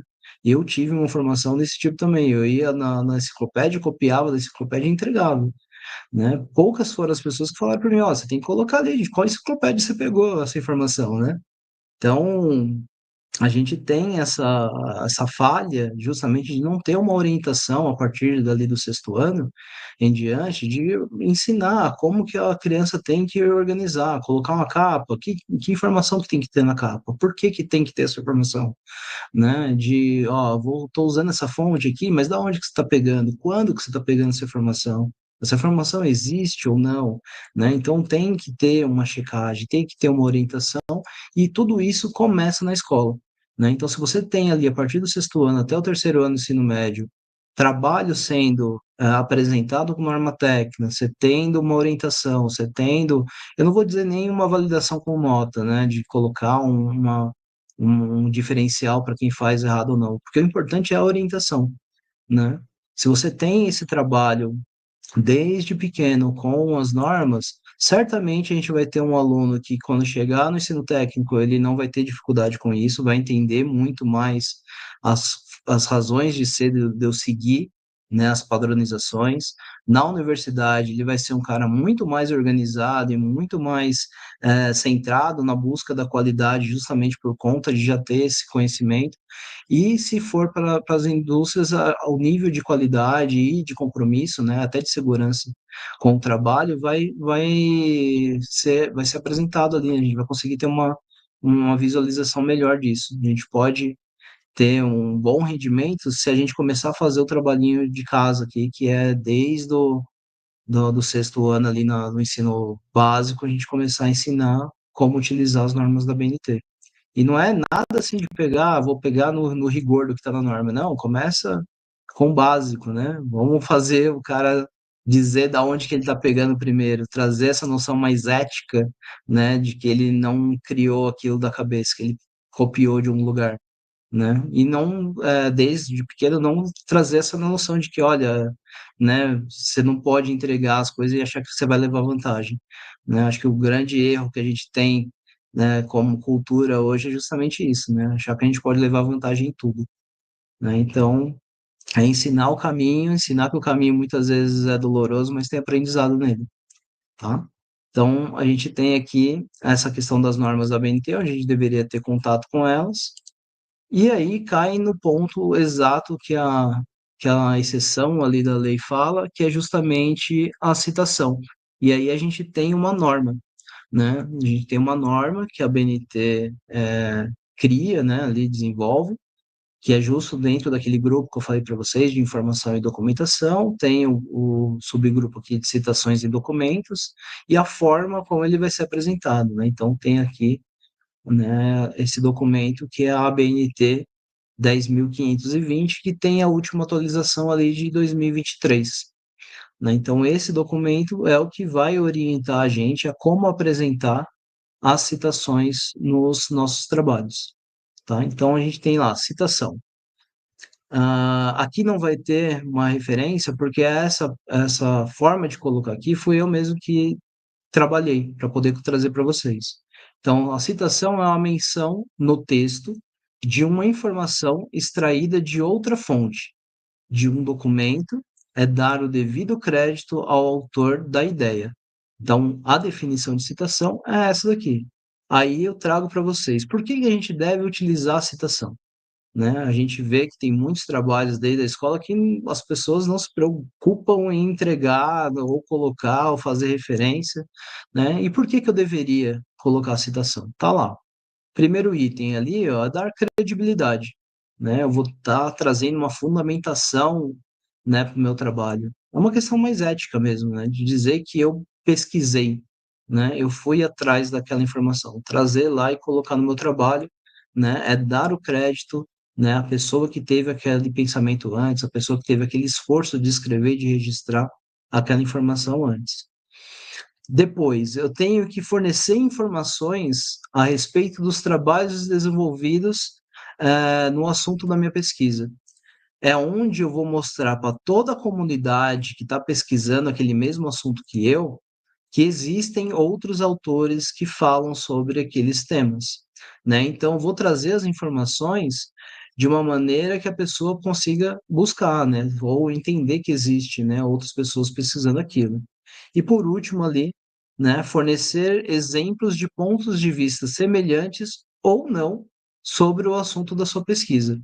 Então, quando eu trago uma citação no meu trabalho, né, eu vou trazer um outro olhar, de um outro ponto de vista de um outro autor, né, para poder compor o meu trabalho, que, como eu falei, ele pode corroborar com a minha tese, com aquilo que eu estou querendo provar, ou ele não pode trazer nada, ele pode ser crítico àquilo que eu estou apresentando, né? E a ideia crítica dentro da ciência ela é muito bem vista, né? Porque é onde a gente vai trazer, questionar, testar, né, as nossas dúvidas ali, as nossas teses, né, para a gente poder verificar se aquilo é verdadeiro ou não, ou se aquilo dentro daquele contexto, né, se justifica, né? Então, quando a gente fala de trazer uma citação, mesmo que contrária, ela enriquece o trabalho, né? Então, por isso que eu tenho que fazer uma citação. E às vezes as pessoas pensam que assim, ah, mas isso aqui vai contra aquilo que eu estou falando, né? Mas é justamente nesse ponto que você tem que trazer para o seu trabalho, para mostrar que existem outros pontos de vista, né? E o seu trabalho, trazendo ali a contribuição que você vai fazer, ela vai mostrar também para as outras pessoas que lerem o seu trabalho que existem outras formas de pensar, né? Então, o bom da citação é justamente isso. Ela vai dar visibilidade, ela vai trazer as informações para que outra pessoa possa localizar, né, aqueles outros materiais, e ela vai dar, você vai estar dando crédito, vai trazendo ali todo um caráter ético para o seu trabalho, né? Você está abrindo e falando, ó, a quem eu estou consultando são esses autores, né? Aonde eu estou desenvolvendo a minha ideia está pautada nesses autores que eu estou trazendo como contribuição. E a norma, ela vai trazer para a gente dois tipos de citação, a citação direta e a citação indireta, que são as duas maneiras de como a gente vai fazer esse registro no nosso trabalho. Aí, para a citação direta, né? O que é a citação direta? É a transcrição, cópia de um parágrafo, frase ou uma expressão, usando as mesmas palavras do autor do trabalho, seguidas da indicação da fonte consultada. Aí eu coloquei lá, entre parênteses, né, o sobrenome, o ano e a página. Né? Então a gente tem, né, que a citação direta nada mais é do que você realmente pegar ali o trecho, né, do material e trazer ele para o seu trabalho, né? Quando a gente é pequeno, a gente fala que copiar é feio, né? Depois a gente vai entender que não é o copiar apenas, é você trazer para cá e dizer de onde você trouxe. Então não é tão errado assim você colocar no seu trabalho. Você pode trazer, né, aquele trecho ali e colocar, desde que você seja ético o suficiente para dizer que aquilo não foi você que escreveu. Né? Então, você vai fazer na citação direta esse recorte ali, né? Você vai trazer um trecho, vai fazer a transcrição daquele escrito para o seu trabalho, né? Ou uma frase, né? Que seja, você vai trazer para o seu trabalho, mas você vai ter que dizer da onde que você tirou aquilo. E aí a gente vai ter dois tipos de citação direta: a citação direta longa e a citação direta curta, né? A longa é o que a gente visualmente bate o olho e já consegue entender que aquilo ali não é uma sequência do seu texto, né? A gente bate o olho e vê que tem uma diferença ali. Opa, isso aqui não é a mesma coisa do texto que eu estou lendo, né? Então, a citação direta longa, ela vai se caracterizar principalmente, né, por ter mais de 3 linhas. E aí a gente vai ter aqui na norma, na atualização que a gente teve agora, antigamente era obrigatório você fazer esse recuo de 4 centímetros ali para poder destacar o texto. Hoje é uma sugestão, né? Então você pode ter 3, 2, né? Desde que você destaque, né? A importância da norma que ela está dizendo para a gente, a atualização dela é justamente isso, ó, você vai poder fazer um destaque no texto que você está colocando, seja ele de quantos centímetros for, mas a gente sugere que seja os 4. Então, faz o destaque ali de 4 centímetros, né? Com a fonte menor. Então, se eu estou trabalhando numa fonte tamanho 12, né? Eu vou trazer a minha citação ali no tamanho 11, tamanho 10, né? Ele não especifica, né? Mas tem que ser menor. E aí você vai trazer, né, o trecho que você está trazendo, né, para contribuir no seu trabalho, dessa maneira, né? Destacando, dando um recuo ali, sem aspas, né? Porque já está diferenciando, né? Você já está diferenciando o texto, é visível, né? Que você está batendo o olho ali, você está vendo que é diferente do seu texto, da sequência do seu texto, né? E que o espaçamento seja simples, né? Então não vai ser espaçado, ele vai ser comprimido ali dentro do seu texto, né? Então, com um espaçamento simples, geralmente os nossos trabalhos eles seguem o padrão de ser um e-mail, né, no texto corrido. Na citação, ele tem que ser espaçamento simples, tá? Então, essa daqui é o que vai caracterizar a citação direta longa, né? Essa identificação no texto de um trecho, né, destacado ali, né, com recuo diferente, com espaçamento diferente, trazendo a informação, né, da onde que foi retirado esse trecho. Então, estou dizendo aqui que esse trecho foi tirado do livro do Freitas, que foi publicado em 2012 e que está presente na página 37. Eu tenho que fazer uma indicação da página, Saulo? Tem. E por que que você tem que fazer a indicação da página? Porque é uma citação de um trecho que foi extraído. Quando a gente está falando da referência, né, que eu vou colocar lá no meu texto, que eu vou informar o meu leitor, eu tenho que dizer exatamente para ele aonde que ele vai encontrar esse trecho, né? Então, quando eu faço uma citação direta, eu tenho que dizer exatamente aonde que ele vai encontrar essa informação na página, porque na hora que ele pegar o livro, né, desse autor, do Freitas, né, e for consultar ele, ele vai ter que encontrar lá na página 37 exatamente essa informação que eu coloquei aqui no meu trabalho, né? Então tem uma correspondência ali que tem que ser garantida, tá? E aí na citação direta curta é aquela que tem menos de 3 linhas. Às vezes é uma frase, às vezes é só um pensamento solto que está ali no trabalho e quero trazer pro meu texto, né? Então, eu trouxe aqui esses 2 exemplos para vocês, né? Ó, do Lopes e Batista. Aí eu faço mesmo esquema. Antes, na hora que eu estou trazendo a frase deles, eu primeiro falo quem está falando, né? Então, Lopes e Batista, foi publicado em 2000, na página 32. Né? Tá vendo que fora do parênteses só tá o nome deles ali, porque eu estou citando eles, então não preciso repetir. Confirmam os argumentos anteriores ao declararem que, aí abre aspas, aí sim eu coloco aspas, tá vendo? Ó, citação curtas com até 3 linhas devem ser inseridas no texto, entre aspas duplas, então vou colocar as aspas duplas ali, seguida do nome do autor e o número da página entre parênteses. Então, vou dizer aqui, fazer a indicação, e aí eu vou trazer a frase que me interessa colocar no meu texto, né? Então, não tem mais de 3 linhas, eu posso colocar dessa maneira, eu faço uma citação direta curta, né? Faço a indicação, coloco entre aspas, isso daqui foi fulano que disse, né? Essas aspas duplas a gente vê direto em textos jornalísticos, né? E fulano falou, aí abre aspas, e aí coloca a frase exata, né? Como a pessoa falou. Então, essa é uma forma de você fazer a citação direta curta.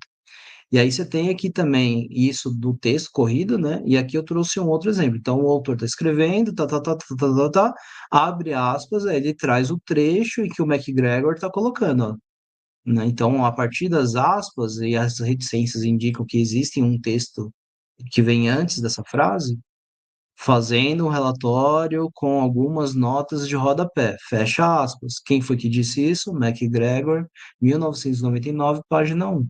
Né? Então, eu indico aqui, né, da onde que essa informação está vindo, né, de qual é o autor, qual o ano e qual a página, tá?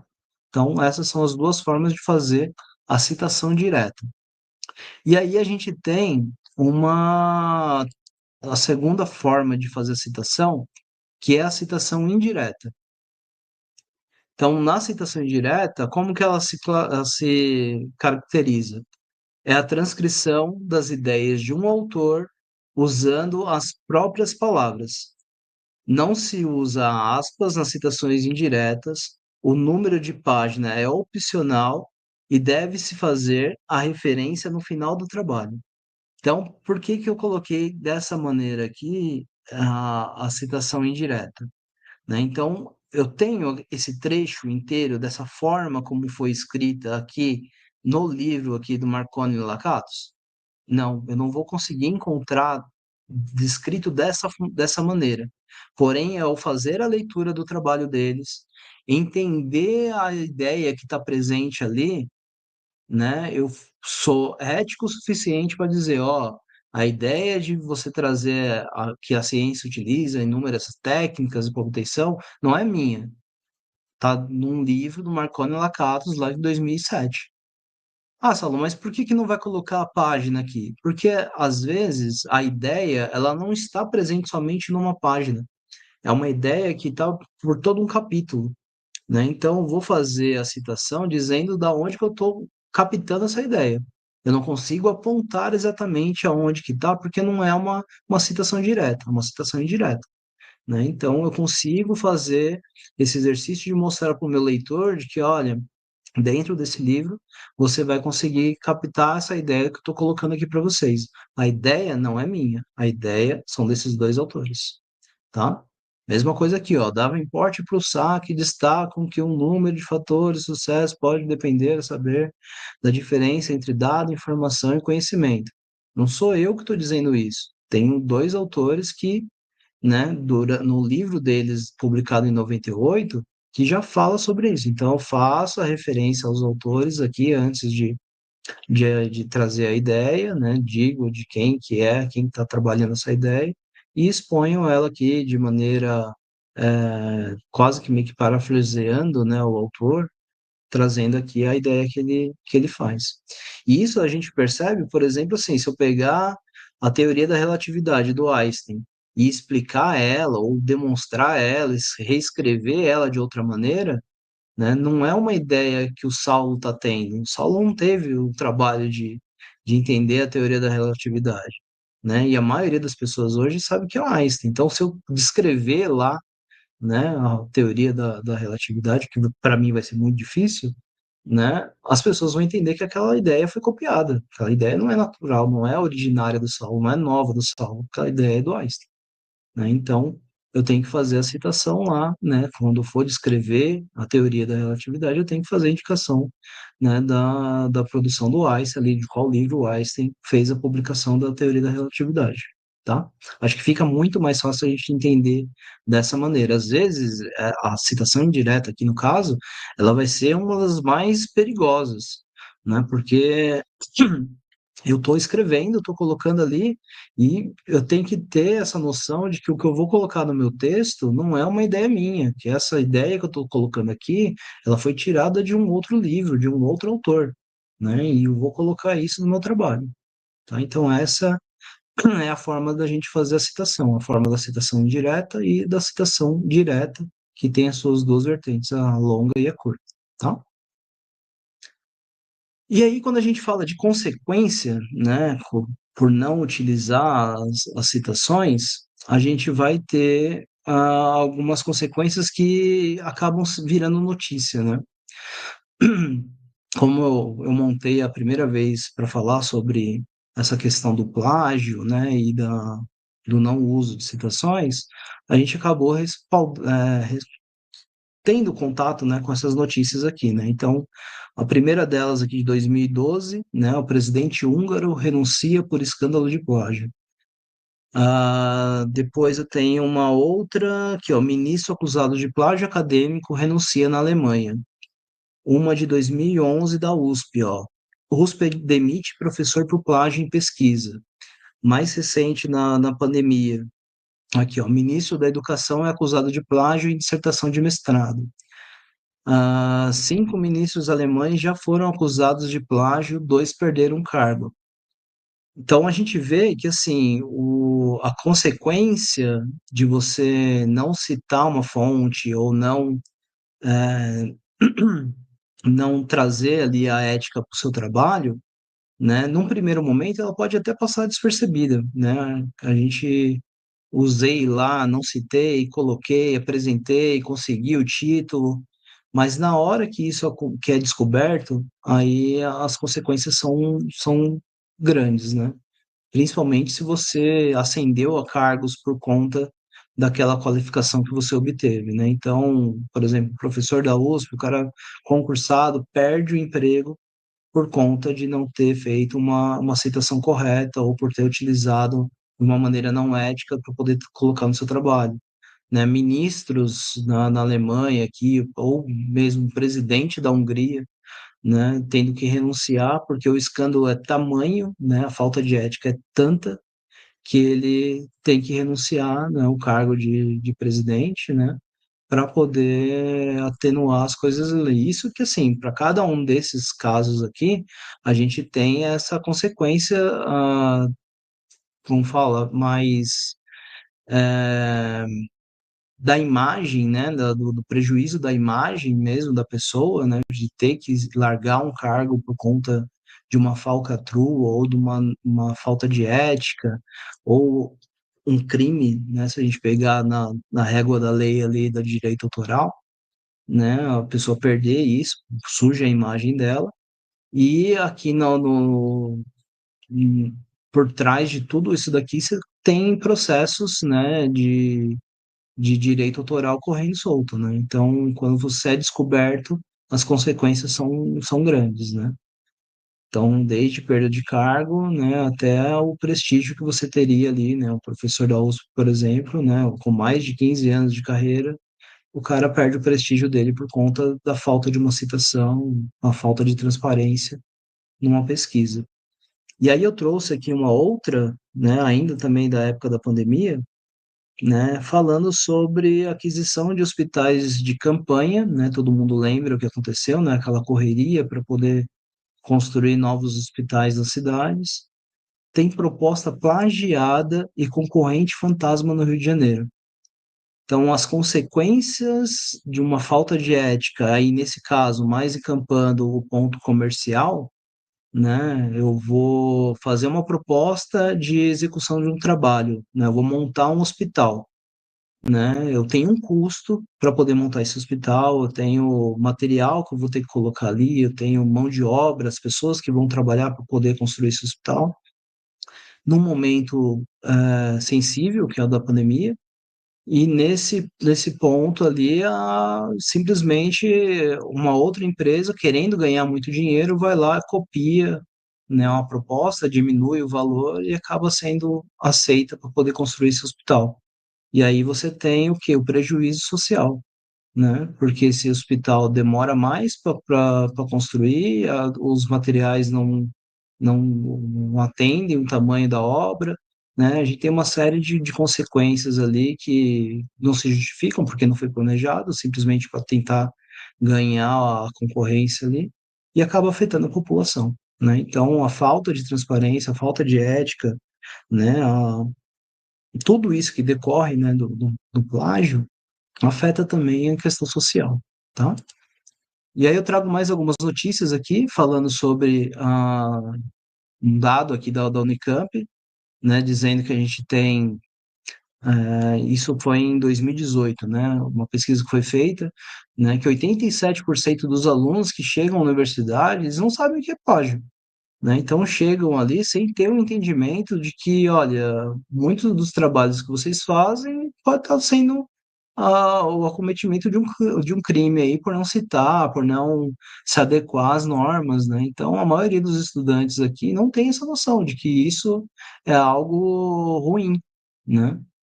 E, em contrapartida, a gente tem uma sequência de notícias, e agora mais recente, até com a questão da inteligência artificial, né, de programas que fazem essa detecção de plágio, né, em trabalhos escolares, né, aqui a gente tem detector de inteligência artificial, então, hoje, o que a maioria dos adolescentes acham que é uma vantagem, né, tipo, eu vou jogar uma redação lá no chat GPT, que ele vai me entregar, eu vou entregar para o professor, vou tirar nota, está tudo certo, né? A gente tem hoje já ferramentas que conseguem fazer essa identificação ali, que conseguem dar indícios se foi utilizado ou não a inteligência artificial, né?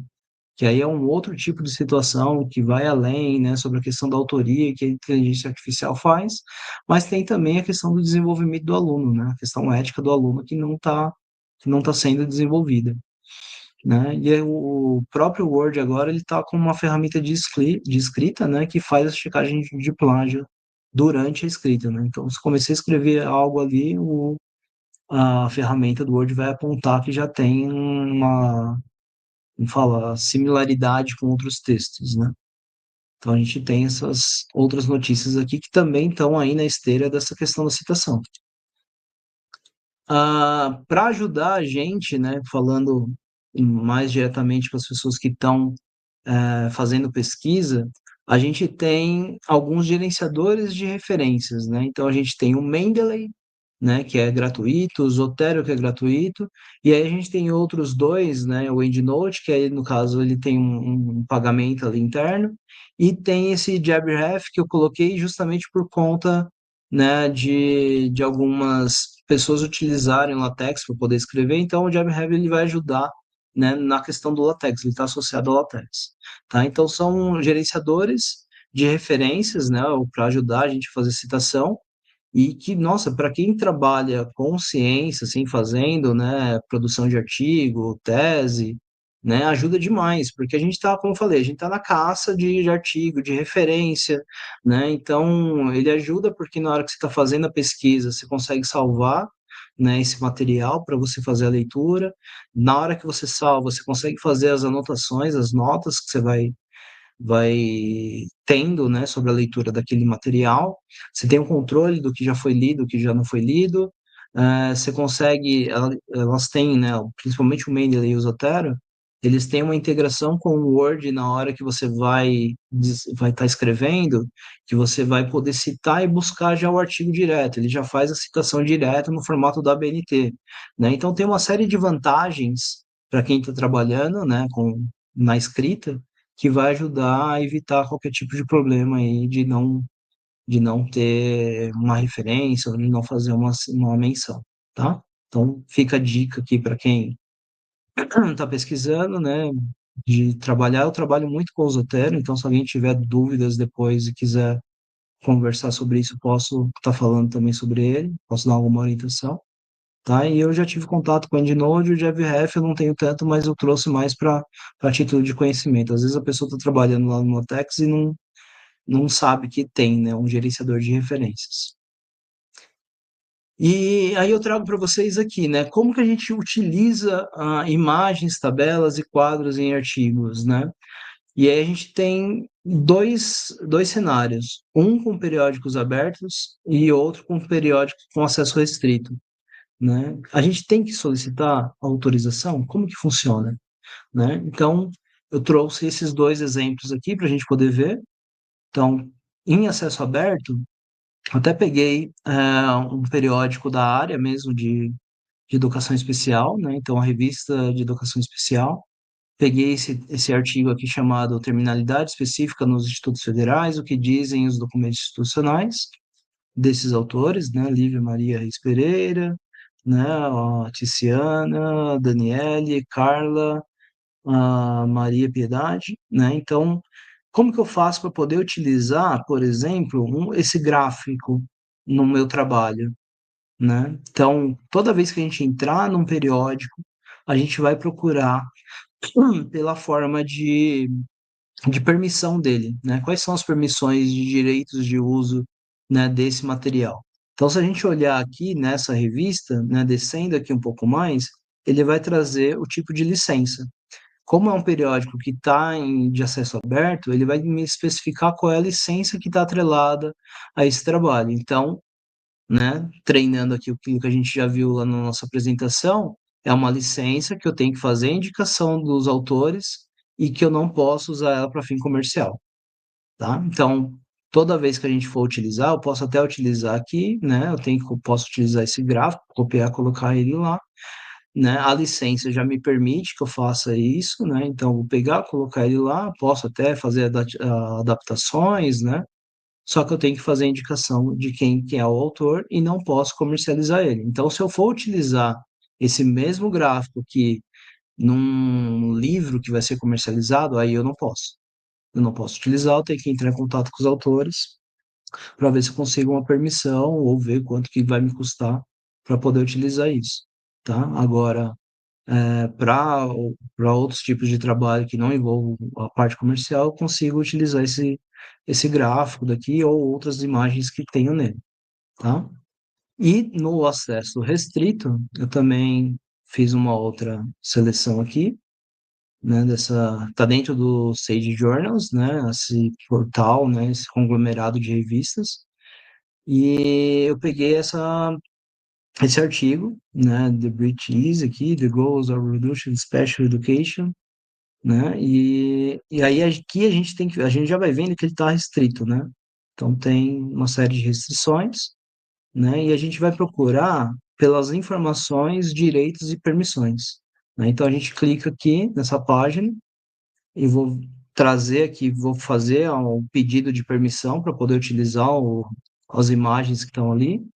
Ele vai me jogar para um site, né, que é esse Rights Link, em que aqui ele acaba juntando todos esses pedidos, né, de acesso, né, dessas revistas, ele organiza aqui para fazer por esse portal. Muitas vezes a gente tem que fazer o registro aqui também para a gente poder ter acesso, né, a esse conteúdo. Aqui eu vou fazer uma seleção, costumo já traduzir aqui para português para facilitar, né? Então aqui eu vou ter uma indicação, né? Qual é o uso que eu vou ter, né? Eu gostaria de utilizar esse material para quê? Ó, eu vou republicar num periódico, vou escrever um livro, é uma reutilização em um projeto de comunicação médica, né? Eu só quero fazer cópias, né, do material, quero publicar num site que tem senha, faz parte de uma intranet. Então aqui a gente tem os diversos conteúdos, né? Geralmente a gente escolhe aqui no periódico, né? Que eu vou ter que ficar traduzindo. Aí a moeda que vai ser cobrado, caso tenha, né, um custo, vou ter que especificar se vai ser em euros, se vai ser em dólar, né? Então vou deixar aqui, geralmente a gente deixa no dólar. Quem é o tipo de solicitante, né? Não comercial, no caso, quando a gente tá fazendo os artigos, né? Então vai fazendo aqui o tipo de coisa. Ah, eu quero imprimir, eu quero impresso, eu quero um em formato eletrônico, eu quero impresso e eletrônico, né? Você vai dizendo aqui qual as escolhas que você vai fazer, né? Então aqui no caso eu quero só figuras, eu vou dizer qual o número de figuras que eu quero, né? Se eu quero ela em inglês ou em outras línguas, né? E aí eu vou dizer qual o tipo de circulação, vou utilizar uma única vez. E aí, depois que eu escolho, ele já me diz qual é o preço que eu tenho para poder utilizar a primeira figura desse trabalho, né? Isso aqui em dólar.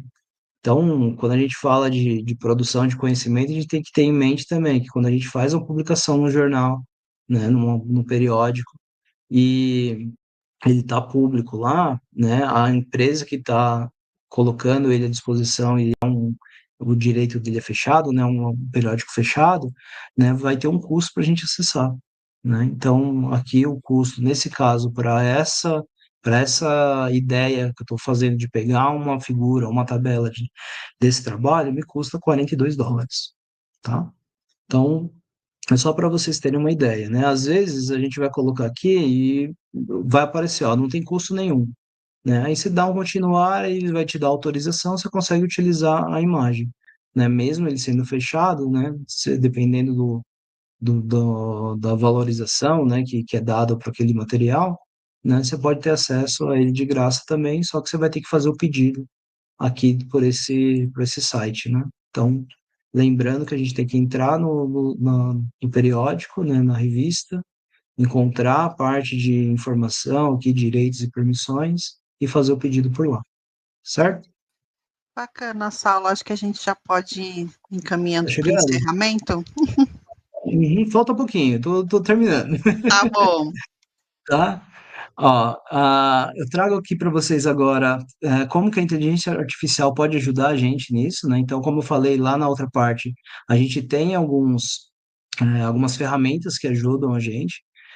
No Instituto Federal, né, de São Paulo, a gente tem acesso ao Turnitin aqui, né? Os professores nos enviam material e a gente da biblioteca tem acesso, roda o arquivo nesse programa e ele faz a indicação, né, de, olha, tem muita similaridade desse trecho aqui, pode ser que isso aqui precise de uma citação, né? Então a gente tira um relatório e aí passa para o professor ou para o aluno, para que ele possa conferir, possa localizar, né, quais são a parte do texto que traz um problema ali, né? Então, a gente utiliza esse programa justamente para poder sanar essas dúvidas na hora que a gente vai apresentar um texto para publicação.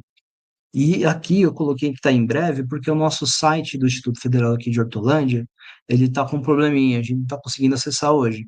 Mas eu utilizei o Notebook LM, e nele eu carreguei uma série de referências, né, inclusive as legislações, sobre direito autoral, né? Então, isso aqui ele vai servir como uma ferramenta de inteligência artificial, né? O Notebook LM ele faz isso, a gente conecta quais são as fontes e eles desenvolvem, né, eles desenvolvem uma resposta para você, né? Então, aqui você pode fazer uma pergunta sobre o uso de imagens, ele vai trazer uma resposta para você de como utilizar a imagem no seu trabalho, né? Ele traz um panorama geral, né, sobre o uso dessas imagens, tá? Então, só para a gente não se alongar e avançar, que já passou o meu tempo, né? Então, a gente abre para dúvidas agora. Pode ser assim?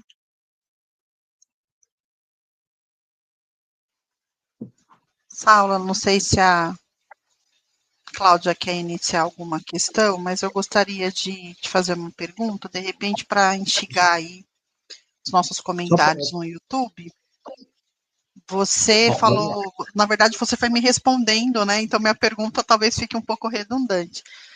Você fez um panorama muito interessante, cronologicamente, sobre todo esse processo das questões dos direitos autorais. Eu acho que elucidou muitas dúvidas, não só minha, mas também de quem está participando aqui dessa atividade. Agora, pensando como que esses direitos autorais, dentro da questão da inteligência artificial, você acha que é muito desafiador ou a gente ainda consegue usar a inteligência artificial de forma benéfica para trabalhar a questão dos direitos autorais, dos trabalhos? Você acha que dá para a gente ter um equilíbrio aí dentro desse processo?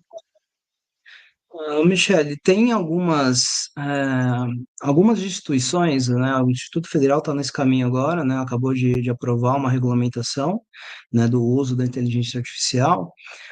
E eu, como pessoa que mexe, né, que tem contato direto com isso, eu acho que é uma ferramenta, né? A inteligência artificial é uma ferramenta. O que a gente tem que trabalhar muito isso com os alunos, com as pessoas que estão trabalhando com ela, é o uso ético, né? Então, a inteligência artificial ela vai poder nos ajudar, né, pensando do ponto de vista científico, a fazer análise de dados muito mais rápidas e num volume maior do que o que a gente estava acostumado a fazer, né? Então, nesse ponto, ela vem para nos ajudar.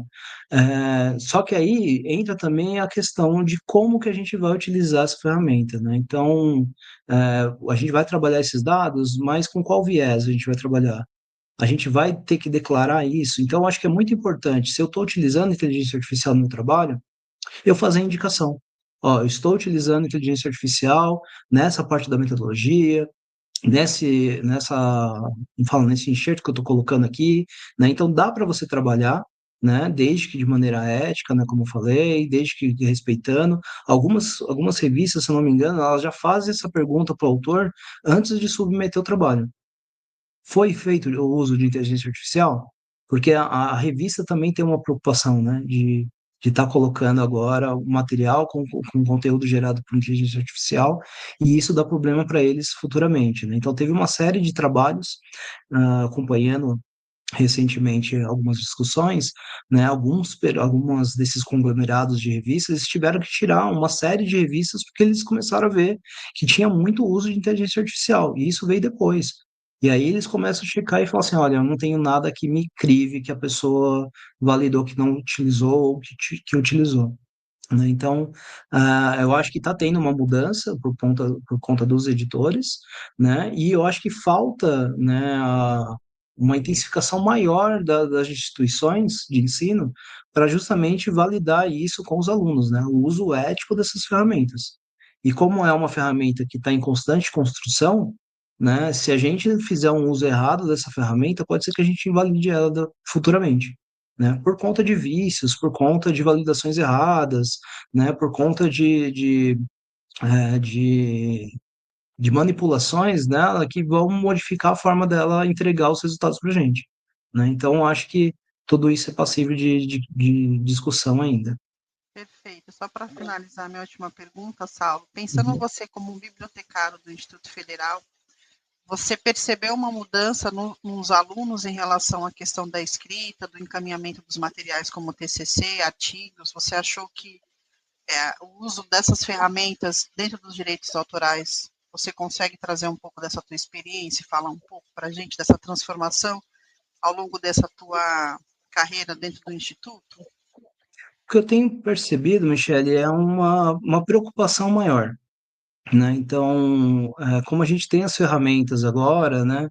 Antigamente a gente não tinha essa preocupação de ter uma segunda checagem, uma terceira checagem, né? Então eu vejo os alunos muitas vezes chegando e perguntando assim, ó, você não consegue passar para mim no programa? Os professores fazem isso muito também, né? Ó, passa lá no programa só para poder ter uma ideia se está tendo ou não, né? Porque às vezes passa batido, né? Às vezes o professor está tão compenetrado ali, ou o aluno está tão compenetrado com o prazo de entregar, né? A gente trabalha muito com a questão do prazo, que aí pode acabar passando batido. E isso, né, gera uma preocupação, né? Então, eu vejo muitos alunos vindo procurar agora para a gente poder fazer esse trabalho de verificação para eles, né? Tem uma independência deles também, né, de buscar ferramentas, né, de fazer checagem por eles mesmos online, né? Mas eu acho que as consequências disso a gente só vai conseguir medir daqui a alguns anos, né? Porque, como eu te falei, a gente tem um aprimoramento ali do desenvolvimento da pesquisa,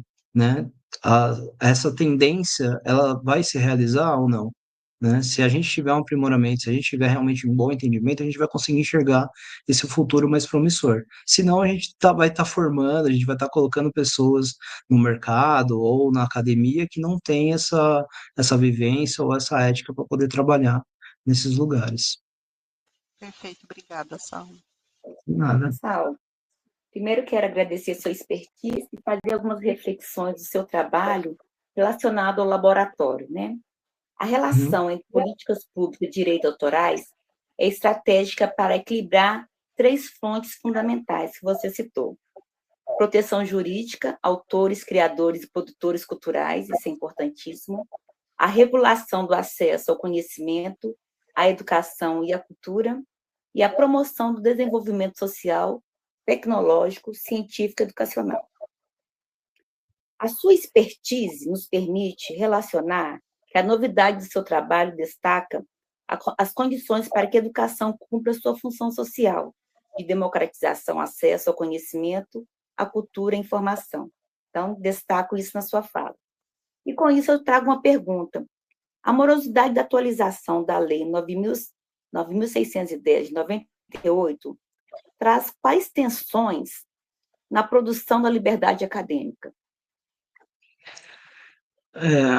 Essa questão é uma coisa que é bem, bem complicada, assim, porque a gente realmente precisa, né? Quando a gente fala de atualização nas leis, a gente vê que não somente nesse assunto, mas em outros, a gente tem essa necessidade porque o contexto está mudando, né?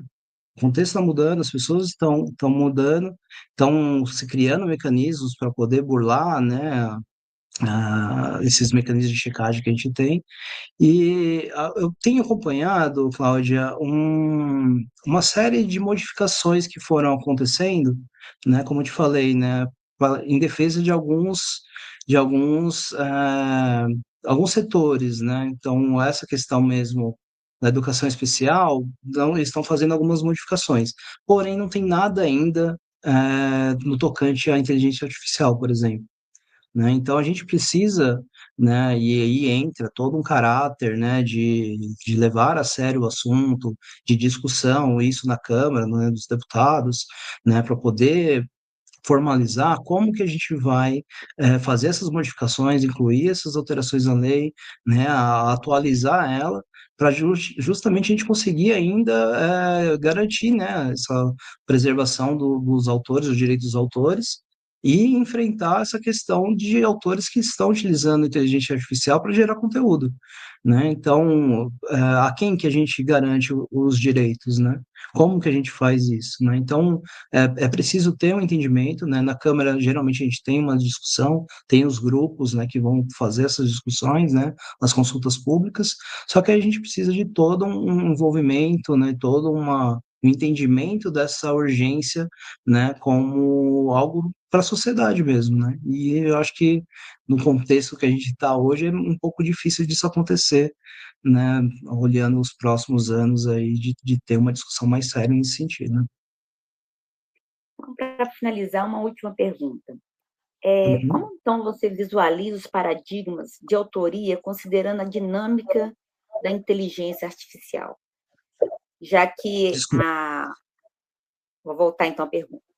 Para Tá. finalizar, então, essa reflexão sobre IA, como você visualiza paradigmas de autoria considerando a inteligência artificial e que a ideia da responsabilidade da exploração ainda permanece com o autor?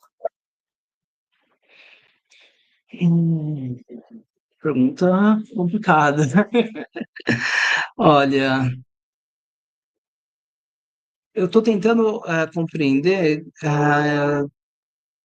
em qual sentido vocês estão fazendo essa pergunta, porque a gente tem um aspecto, né, que vai muito no sentido de, olha, vamos produzir. E na hora que a gente vai produzir, né, a gente tem uma defesa grande pelo aquilo que a gente está criando, pelo nosso esforço, né? Ao passo que as pessoas que estão procurando o conteúdo, né, não têm a mesma preocupação, né?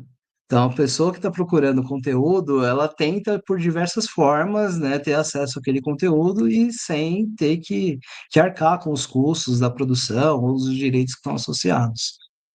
Quando a gente fala de produção, e principalmente no contexto da internet, a gente cai em muito conteúdo que é pirateado, né? Que os direitos do autor não são assegurados justamente porque acabam sendo vinculados,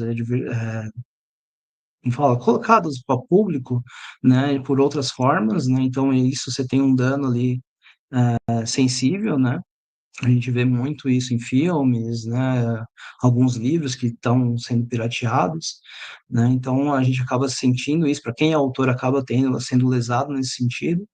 E a gente tem conteúdos que não são dado crédito, ou que a pessoa mesmo não acaba colocando o próprio nome, né? Aí entra uma série de questões, né? Tipo, das consequências daquela publicação, né? A gente vê uma grande quantidade de conteúdo anônimo também, né? Então, fica difícil, né, a gente parar e pensar, né, nesse contexto como um todo, né, dentro desse cenário, né? É bem mais complicado. Mas assim, a gente tem hoje possibilidades, né, de criação de ferramentas, né, para isso. Acho que caberia muito aí juntar as pessoas que pensam, que têm esse direcionamento, que têm essa possibilidade de desenvolvimento, para poder criar alguma ferramenta nesse sentido.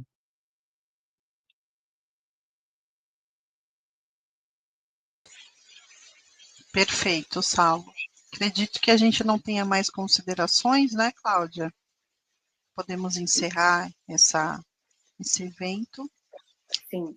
Então, gostaríamos de agradecer ao mestre Saulo Oliveira Campos pela brilhante oficina de produção científica, direitos autorais, realizada como parte da programação do terceiro simpósio de Política e Gestão da Educação Especial. Lembramos a importância do preenchimento correto do formulário de frequência disponível no chat para que recebam posteriormente a certificação no e-mail cadastrado. Logo mais, teremos às 16 horas o lançamento da obra Inovação, Produção Científica e Políticas de Educação Especial, organizada pelo Laboratório de Política e Gestão da Educação Especial. Muito obrigado, Saulo. Obrigado, pessoal. Foi ótimo estar com vocês aqui à tarde. A comissão organizadora do evento agradece a presença de todos e todas, os participantes, e até mais.